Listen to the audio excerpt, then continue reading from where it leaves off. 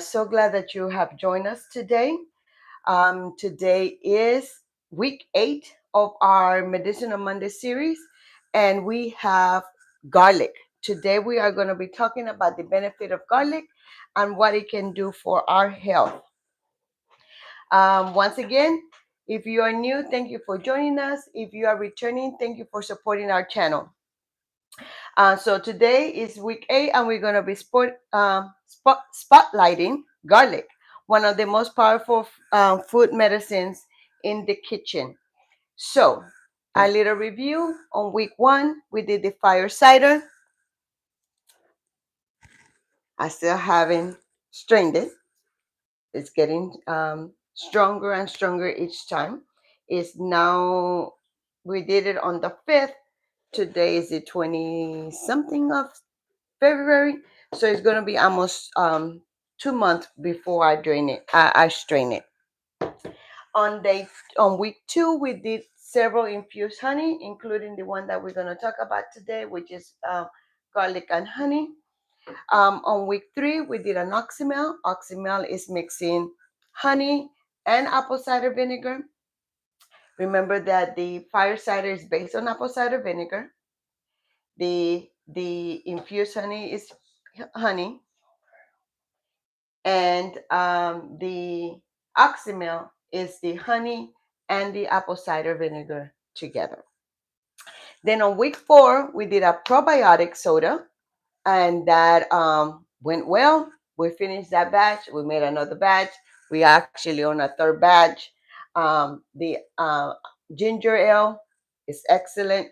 If you haven't seen that video, please go back and watch it if you want to make your homemade ginger ale. Week 5, we talked about cayenne pepper and all of the health benefits that it can provide. Week 6, we talked about ginger. Last week, we talked about turmeric. And today, we are talking about garlic. Garlic connects beautifully with everything that we have done. And it's also one of the ingredients in just about everything that we have done, including there's a short video on YouTube on how to make the flu balm, which is also included in our flu balm. That is something that we can take for flu, for the cold, for sinuses, for allergies. Is beneficial, and garlic is one of the ingredients there too. So, like I always do, let me read the disclaimer. This content is for educational purposes only and not intended to diagnose, treat, cure, or prevent diseases. Always consult your healthcare provider before beginning any herbal practice. So let's talk about the researched benefits of garlic. So let's talk about our body system, the cardiovascular system. Traditionally, garlic has been used to have a healthy blood pressure, to increase circulation, for healthy cholesterol levels, for blood vessel elasticity.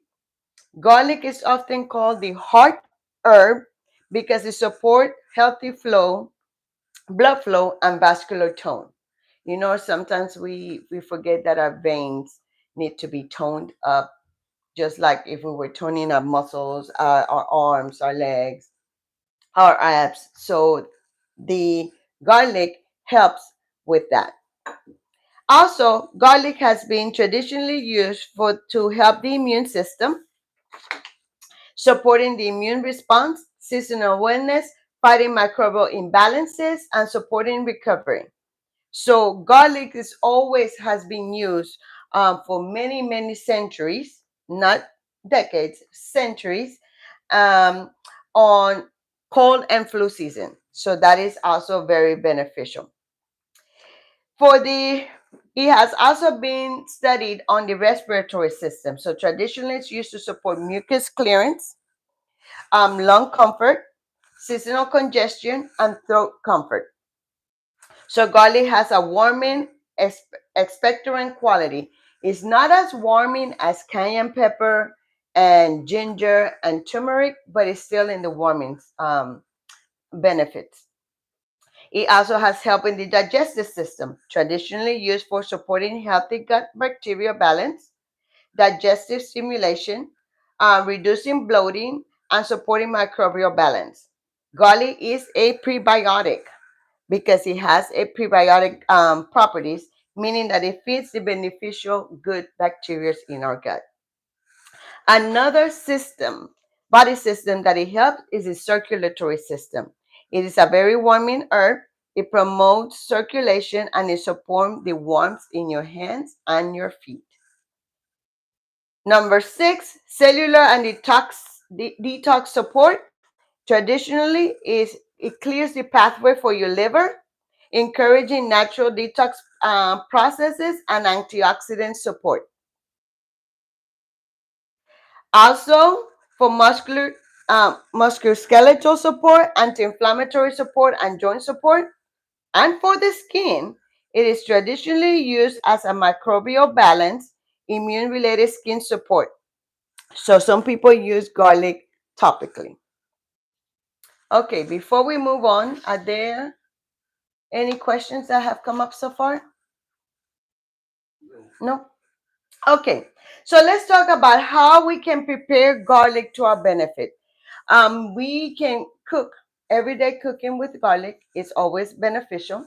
Actually, the intent of this peeled garlic is for, I will be making some tacos today and I needed some garlic. So I'm like, yeah, perfect timing because we're talking about garlic. So I went ahead and peeled those earlier. So how do you make garlic honey? So garlic honey is traditionally for immune support, sore throat, coughing, seasonal awareness, and respiratory support. So if you were making garlic infused honey, what you would do is that you would get some garlic, you will peel it, these are peeled already, you will slightly crush them, and the reason that we crush them is for that um, sulfur benefits of it. The allicin in the garlic is activated once it's crushed. Once it's crushed, um, you wait 10 minutes to cook with it. 10 minutes is when all the medicinal, it takes 10 minutes for all the beneficial and medicinal properties to start activating in the garlic. So 10 minutes after you crush it. So what you would do is you will crush all of them and you will put at least half of your jar with garlic. If you have not done this before, I suggest that you use these jelly jars, which is only 8 ounces, just in case you don't like it. Remember that herbal medicine, is not beneficial to anyone if you do not like it. So you want to start small. You want to start with a small quantity, make different types and see what it is that you like. And then focus on those recipes. So what you would do, once you crush all of them and you wait 10 minutes, you would then start pouring your honey. I'm going to use this for cooking, so I'm not going to be actually pouring honey. You pour your honey here and you make sure that all the garlic is covered in the honey, or just place the honey all the way to the rim. Once they are fully covered, what you would do, you would stir it. You could do a stir. You could use a glass one. You could use a wood one, something that is not activated with the honey. And then, or you could just simply close it and just turn it to make sure that all the garlic is covered in honey. And then you leave it for at least a week for it to infuse, opening the lid every day to burp it. Remember that the garlic and the honey infused is going to release some gases, and you want to burp it daily for at least the first week. And then how do you use it? You take a teaspoon of it daily for wellness. And if you are actually sick with the flu, sore throat, allergies, or whatever that you want to use it for, the seasonal wellness, you will do 2 to 3 times a day, a teaspoon. If you like the taste, you could actually put it, because they got the infused honey, the garlic infused honey does not taste as strong as the fresh garlic. So those of you that like garlic but a little bit because it's too strong, once you infuse it in anything or dilute it in anything, it will be a gentler taste and aroma. So what you would do is you could also put a teaspoon into your tea or your coffee, whatever it is that you may sweeten with honey. So that's one way. That's how you make this garlic honey. After 2 weeks, you can strain it like I did this one, and now this one is just ready to go. And you probably didn't hear because it didn't have any, there was no need to burp it anymore. So that is your garlic honey. And then you could do an oxymel. Remember, oxymel is the mixture of honey and vinegar. So if you think this is too sweet and you want to use, you like the tanginess of apple cider vinegar, always with the mother, then you would do an oxymel. So you follow the pretty much the same step. You get um, some garlic, you crush them, you wait 10 minutes. Then you do, for this one, you will put a half a cup of honey and a half a cup of apple cider vinegar. But since this is so small and this is going to take, I wouldn't put half. I would put probably a third honey and a third vinegar, so you could actually have room to mix it and to turn it daily. Because you will mix it in this jar and you will shake it daily for 2 to 3 weeks. An oxymel takes 2 to 3 weeks. The honey, you could do it in a week if you want to, but the longer that you leave it, the better it will be. Honey, you usually want to do it for 2 weeks. But when you're doing an oxymel, which is mixing honey and apple cider vinegar, you will do it 2 to 3 weeks. And then what you would do it is that you will use a tablespoon daily, and you could also put it in a cup of water or in a half a cup of water, and then you taste it and you decide, oh, this is too strong, this is too vinegary, so then you will add some more honey. Or, oh, this is too tangy, I do not like it, I'm much sweeter, so then you would do um some vinegar. So depending on what you want, remember, you are your own herbalist. You don't need a degree to be an herbalist. Once you do anything that you are using herb for the benefit of your health or your body, that is what is the definition of an herbalist. So you will adjust the vinegar and the honey according to what you like and what you prefer. Because once again, if you do not like it, you're not gonna take it. Okay, so that's how we do the infused honey and the garlic infused honey, or the oxymel, the garlic oxymel. Now, another thing that you can do, if you cook with oil, you can infuse garlic infused oil. So you would choose the the oil of your choice. You want to do something like an extra virgin olive oil. Some people cook with coconut oil, so something that is a clean oil. So what you do is that you will do the same thing. You will crush some of the all of the garlic. You will wait 10 minutes. Once you wait 10 minutes, you will pour it into a pot. I like to do it in a double boiler. This one you don't require to have a double boiler, but I prefer with a double boiler. And what you do with a double boiler, you get your pot, you fill it up with water. Then I put a small rag or cloth inside the water, and then I put the garlic with the oil that I chose, and I place it inside.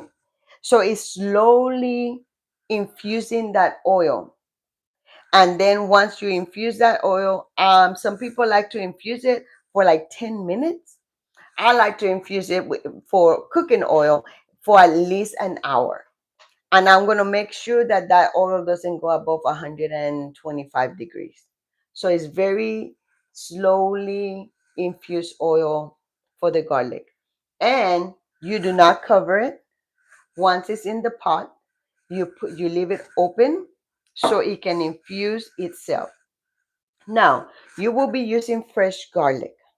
If you are using fresh garlic, once you finish infusing the oil, you will strain it, and then you will make sure it's cool, and then you will keep this garlic oil in the refrigerator. Why in the refrigerator? Because you're using fresh garlic. If you're using dry garlic, is not the benefit, the medicinal benefit is not as much as fresh garlic, but then that will make your oil more stable and it could last longer. But if you do it with fresh garlic, you want to you want to cool it and then refrigerate it, and you want to use it within 7 days. And you say, Sandra, 7 days? And that is what is guaranteed, 7 days, so it cannot be rancid. It could be a little bit longer, but you're gonna have to make sure that you check your oil to make sure that it's not rancid. But it is get pretty much guaranteed for the most part for that to last 7 days. Now, what can I use this garlic for besides cooking? Cooking will be benefit. It will make your food a little bit healthier. It will give you all those medicinal benefits of garlic. But also, you could use this oil for tired muscles. So you can massage a small amount on your sore muscles or joints, and it will provide some relief to your muscles and your joints. Also, some people use it to warm it slightly warmed, and you put 2 drops in your outside of your ear canal, and it will help relieve an earache. Okay, and then you before you do this on your skin, you want to make sure you test it, you patch test it to make sure that you're not allergic to the garlic or to the oil that you use. Hopefully you're not allergic to either, but remember, you can refrigerate it and then it will last a week. Now if you know that you don't need a large amount, then make a small batch. That way you don't waste your oil, because nowadays oil is not cheap. Okay, so we could infuse it. We could do an oxymel. We could make garlic infused oil. Now we could do a fire cider, which is what we did last week. So we will not go into a lot of details with that. But even if you already strain your fire cider and you need it to be stronger, you can put some garlic, crush it a little bit, and then put some fire cider in the container, and it will intensify, it will give it a boost to your fire cider, and it will help. Another way that you can use garlic and introduce it to your dietary for your dietary needs is that you can roast garlic. So what you would do, you will cut the top of the garlic to expose the garlic cloves, and then you will, let me get this right quick, you will get some aluminum foil. Now aluminum foil is not good for everybody. If aluminum foil is not good for you and you have been told not to use aluminum foil, then don't use aluminum foil, especially the people that have a high toxicity of metals in their body should not be using aluminum foil. But if that is okay with you, there's a question. You know, Letitia's Daniel say, does it freeze well? You Letitia can said, you can freeze it. You can freeze it, but the medicinal value of it decreases once you freeze it. So you can keep it a small amount and see how well it takes, but you may have to use more than the regular dosage. But yes, you can freeze oil. Um, because like when I have too much basil, I mean from in the garden, I what I do is I cut my basil up and then I make basil cubes with olive oil, and I mean it does keep, but it doesn't keep for extremely long time. Thank you for that question. So for the roasted garlic, you could cut it the top, then you put it there, and then you drizzle it with olive oil, as much olive oil as you want, and then you slightly, not tightly, cover it. What you want to do is you want to give room for that steam to cook all that garlic up and to absorb all that garlic, and to be now you have this roasted garlic. The temperature will be around 400 degrees. 400 degrees. Cut the top, drizzle the olive oil loosely, and then you roast it for 30 to 45 minutes at 400. And then what you could use it for, you could then take it out.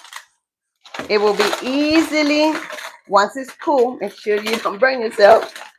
And then you could squish all that goodness out. Once you squish all that goodness out, you could use it to spread it on your bread, make garlic bread, or you could do it on your vegetables, or it will be great on soups. Especially now that this crazy cold front just came and made us cold for the next 2 3 days. Well, we got what, 2 more days. If you want to make a soup, that will also work well with the soup, and it is a lot gentler than raw garlic. So that's for some of you. I mean, I like garlic regardless, raw and cooked. So I grew up with garlic, so the taste is, I like it anyways. It's cooked, so we want to make sure that it is good for you because not everybody grew up eating garlic. So that is the fifth way that you could prepare garlic to introduce it to your daily eating. The more you eat the garlic, the more nourishment it will give to your body. Please remember that you do not want to do this in excess. So you'd start in small amounts, small amount, small amount, and you increase it if you like it or if you don't. Or if you don't like it, then find a different way of introducing it to yourself for the medicinal value. It is regular food that we eat, but it also provides health benefits. So that is 5 ways that we can prepare garlic to make sure that we introduce it to into our body for all those good medicinal benefits. So always remember that you want to dilute the garlic in something. Never put raw garlic on your skin. Always start small. Oh, a caution, because this is so good. Garlic is so good for your circulatory system, for your blood, your heart, and all that. If you are in a blood thinner, I need you to exercise lots of cautious, um, and consult your doctor. The reason why, garlic will do just about the same benefit of the prescription. So you want to make sure that you are okay before with your doctor before you start these, or you monitor your blood, because it can thin it out pretty much. And that is why, and I want you all to and remember to refrigerate garlic oil. I want you to remember, when you go to the doctor for whatever the reason may be, I still go to the doctor. I do my herbal remedies, but I still go to the doctor. There's things that we need to know that are going on with our body that we will not be able to know unless we get some blood work, urine samples, or things like that. So I am all for checking out yourself and make sure you do your yearly checkups and things like that. But when you go to the doctor and the doctor gives you a prescription, whatever the prescription for whatever the case is, and they tell you you need to avoid grapefruit, then that means that the grapefruit has some of the same effect as the prescription. So look at the benefit for that ailment with grapefruit, because that means that you probably can your body can get better by taking the grapefruit instead of the prescription. So you need to make that decision. I know that when I was on thyroid medicine, I was supposed to avoid grapefruit, but I increased my grapefruit and I went into CMOS. And then my doctor says, "Oh my God, the prescription did so well. I'm gonna take you off and see how you do." And I said, "Okay." Well, I wasn't taking the medicine. I was taking CMOS and increased my grapefruit intake. So that doesn't work with everybody. So you must do your research to see how you work, how your body's going to work with herbal medicine and traditional medications. So I'm not saying that herbal medicine is better than traditional medication, but if you don't want traditional medication, you may want to look into herbal medicine. So before I give you a little preview of what is coming up, I want to talk to you real quick or review real quick of what we have done in the past and as a review. And my husband is helping me today. So, G, can you zoom in the both cameras into this? I don't know if you can.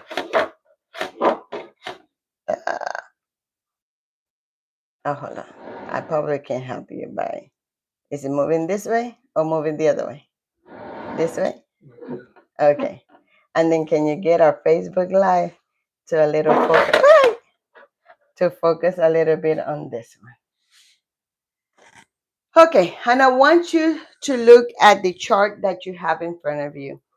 And that chart, I made it real quick this morning to allow us to see the benefits of the things that we have done so far. And I want you to look at the I cannot zoom. Oh, maybe I can. There we go. I want you to look at we have talked about the circulatory system. We have talked about the immune system. We have talked about the digestive system with the four herbs that we have talked. Let's think about it. We have only done four herbs in the last 4 weeks. And let's look at all the system that it can help you. Um, Remember, cayenne pepper, what you want to think about cayenne pepper is circulation activator. So it helps, it's best known for moving blood fast, for warming cold bodies, for pain relief, and for digestive stimulation. So it really, really shines with circulation, pain relief, and opening airway. Think about it as cayenne pepper is your spark plug. Okay? So that's what we have here. Now you see the little indirectly helps the heart, but you have to make sure that it doesn't counteract with any other medication that you may be taking. If you have a medication for your heart, for your liver, or and sometimes for your skin, you have to be careful with cayenne pepper because if you don't use it properly, instead of it helping, it's going to be burning. Okay. So let's look at ginger. Ginger is, let's say, so cayenne pepper was your circulation activator, like your spark plug. Ginger is your digestive soother. So it's best known for nausea relief, digestive comfort, warming gently, and motion sickness. So it really, really shines with the digestion, respiratory, and inflammation. So it is the calming mover. It moves your waste out of your body calmly. That's ginger. And once again, heart, liver, and skin, you gotta make sure that you pay attention to those. Then we talked about turmeric. And turmeric is your inflammation balancer. So if you suffer with a lot of inflammation in your body, turmeric is your main go-to.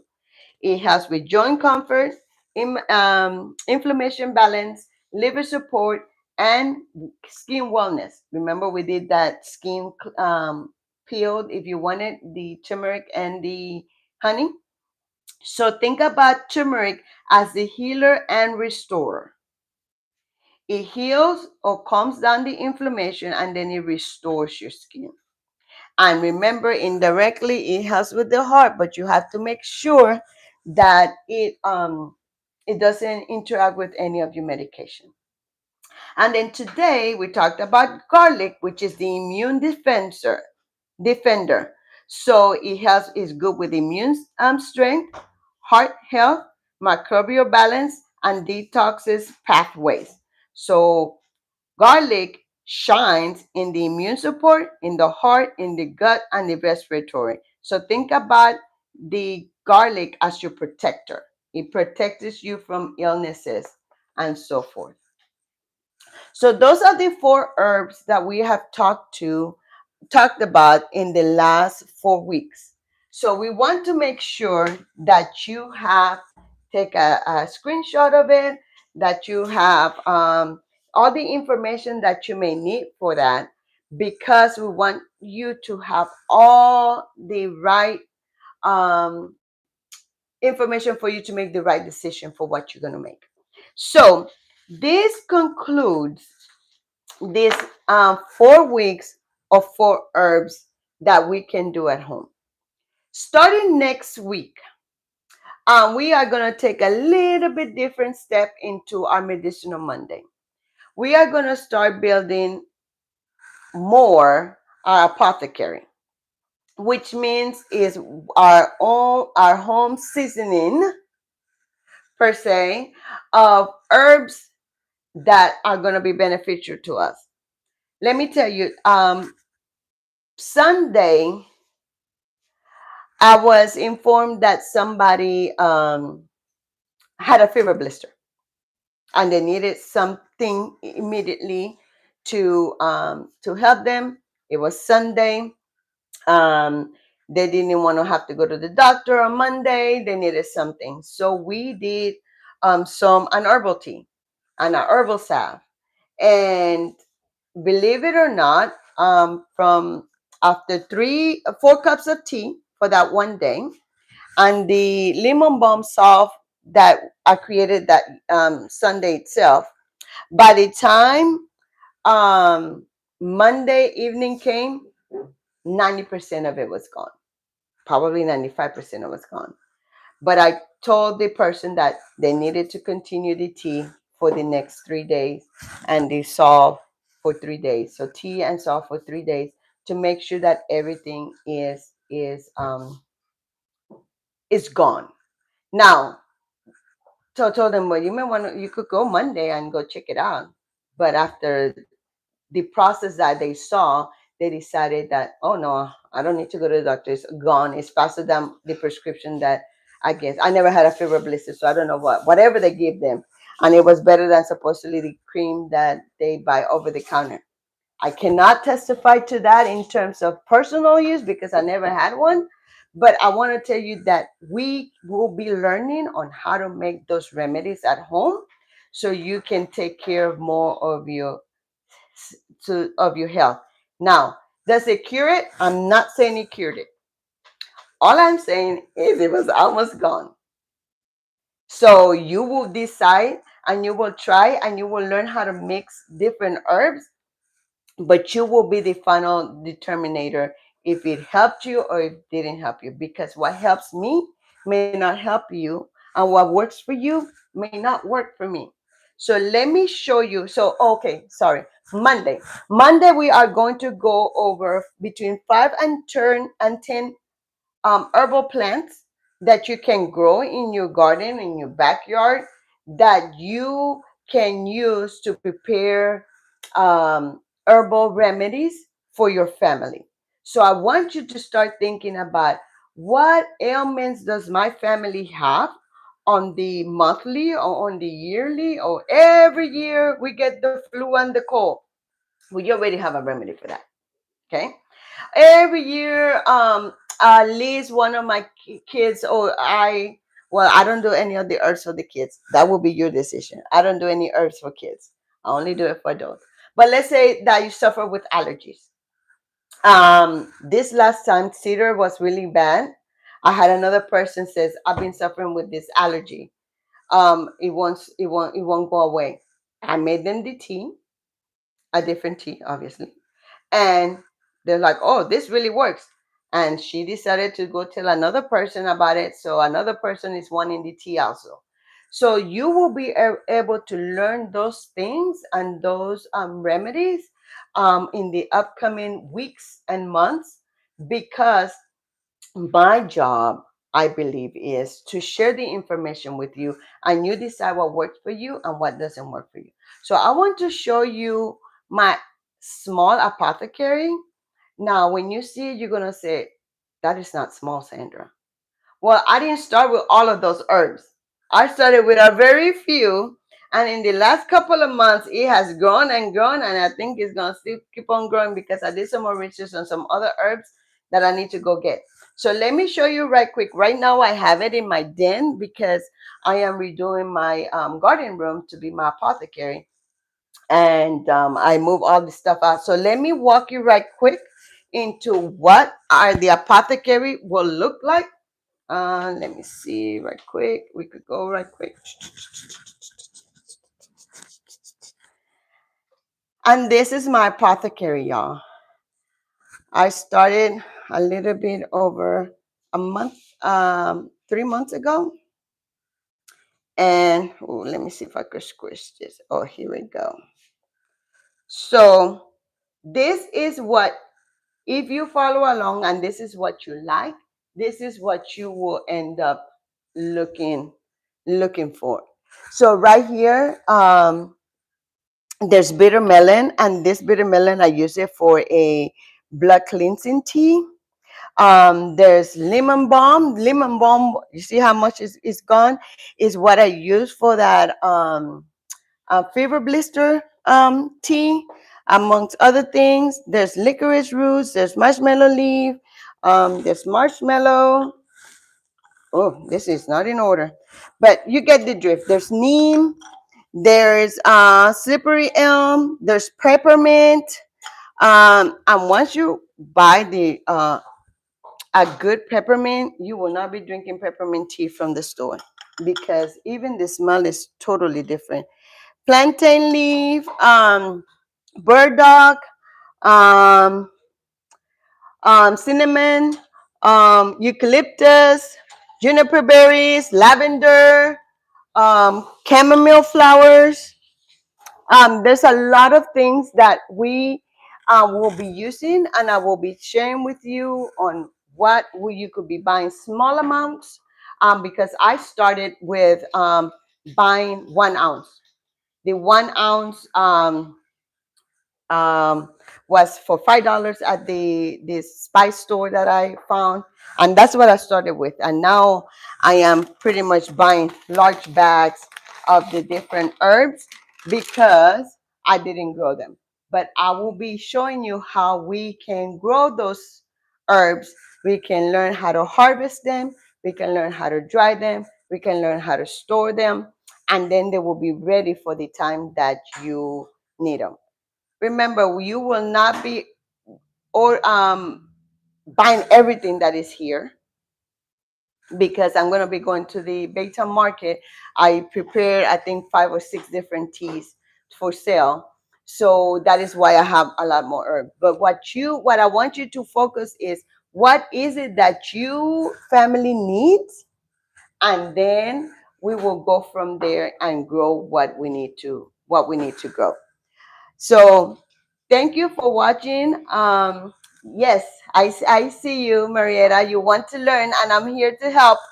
Um, um, uh, Letitia, yep, thank you. Um, we um, we want you to learn along with us. I do have to tell you that it will not always be on Facebook Live. It will not be always on YouTube, because all of these things, once you start learning and I start sharing with you, will be censored. So we right now looking at a new platform into where we won't be censored into a lot of things. So we can learn little by little now until we'll find another avenue. Those of you that are suffering with high blood pressure, Look at the benefit of cayenne pepper with beetroot and hawthornberry. So that's how we made our high blood pressure supplement. So there you go, another free recipe. So decide what it is that your family needs. Think about it in the next week or so. And then I'm going to be sharing 10 plants. You decide which of those 10. Now, there are dozens and dozens and dozens of things that you can plant, but we want you to make sure that you choose whatever is best for your family. Thank you for watching Facebook and YouTube. I enjoy coming to you live every Monday, and we hope that this is beneficial to you. Have a blessed day, and we'll see you next time.